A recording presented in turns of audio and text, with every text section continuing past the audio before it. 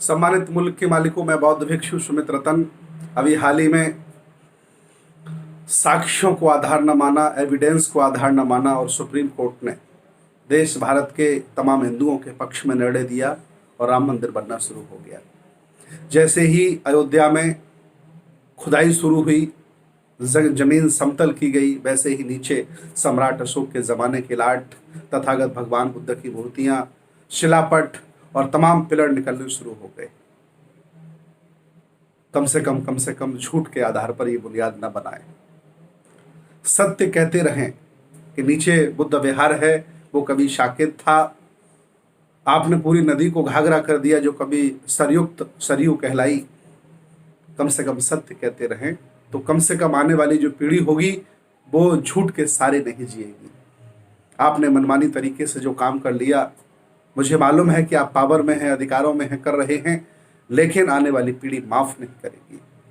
ये संप्रदाय बढ़ाने की जो महत्वाकांक्षा है आपकी, ये आने वाली पीढ़ी को झूठ के साथ जीने के लिए मजबूर करेगी।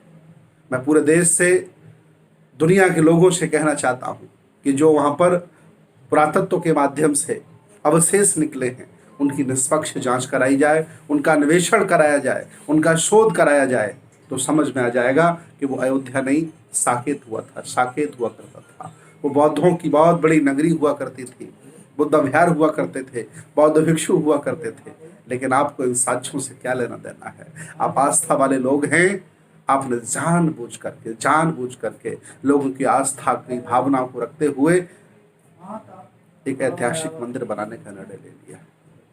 थोड़ा शर्म करिए। जो साक्ष्य निकले हैं उनका परीक्षण कराइए, निरीक्षण कराइए, अन्वेषण कराइए, पता चल जाएगा कि यहाँ पहले क्या था। मैं बहुत बहुत मंगल कामनाएं आप सभी लोगों के लिए करता हूँ कि आप लोग कम से कम इस सत्य बात को सुनने के लिए, जानने के लिए राजी हो गए। याद रखना, ये समय समय पर परीक्षण करते रहते हैं। अल्पजन समय समय पर ये परीक्षण करता रहता है कि बहुजनों में सहन करने की कितनी क्षमता है। वो धीरे धीरे तुम्हारे अधिकारों को लूटेगा, धीरे धीरे तुम्हारे साथ अन्याय करेगा और आप बर्दाश्त करते चले जाएंगे। वो समझ जाएगा कि तुम्हारा खून ठंडा हो गया है और वो बड़े अत्याचार करने लगेगा, और वही देश भारत में हो रहा है। जाग जाओ बहुजनों, जाग जाओ, नहीं अल्पजन तुम्हें कहीं का छोड़ेगा नहीं।